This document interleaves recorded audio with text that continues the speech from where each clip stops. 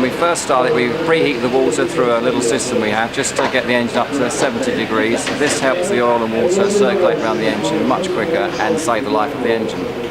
Once we've done that, we take the spark plugs out, we crank the engine on our starter until we get oil. We have two little oil fittings at the front of the camshafts that we just crack off until we get oil coming out.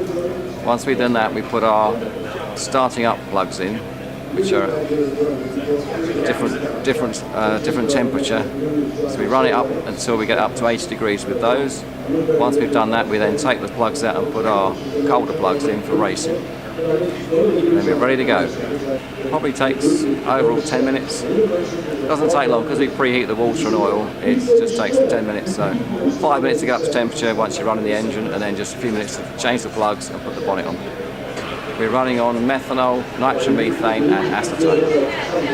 Is that the type of fuel they used for the war? It's as near as we can get to the original mix. Certain things they use they're illegal now, so we can't get hold of them. So that's the near original mix we can get to. The fuel does cause problems because it's difficult to get hold of. Other than that, it's fairly straightforward. It's a roller bearing crank which don't get oil pressure, so that does put people off if they don't realise they can't see oil pressure, but we don't have an issue with that. They seem to need less oil because of the roller bearings. Just got to make sure you got your oil at the top of the engine before you start it, basically. Now, these engines are pretty reliable, and I think Mercedes said they took their engine apart after quite a long time and found nothing wrong with it. So obviously the quality of the parts they made and the design is very good. So the engine is if you look after it and run it properly, you won't have any trouble. The car was the last car that Mercedes built. It's chassis number 15, and it was a car that only raced once before World War II broke out, which was it raced in 1939 at the September 3rd, 1939 at the Belgrade Grand Prix, and driven by Manfred von Brauchitz to a second place finish. The car ended up being one of two cars that were sent away from Germany into Romania for safekeeping.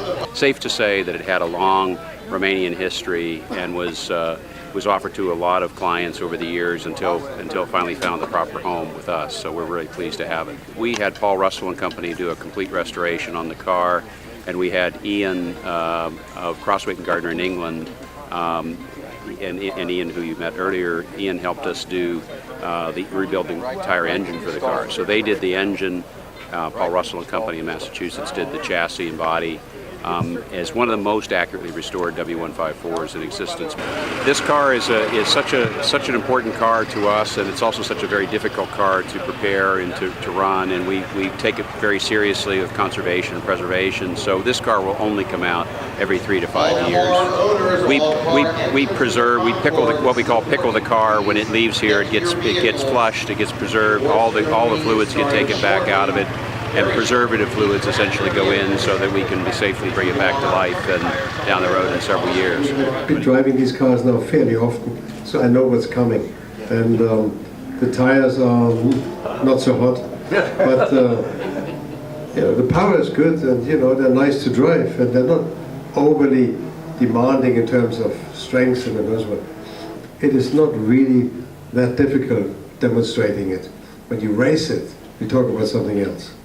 Because to keep that car on a very steady line with your brake points more or less consistent and things like that, that makes it very difficult. And of course, as you get more and more tired, the races were terribly long. I mean, Sterling drove 3 hours, and a Grand Prix 4 hours sometimes. It is unbelievable. And then you realize how much strength you needed to do that.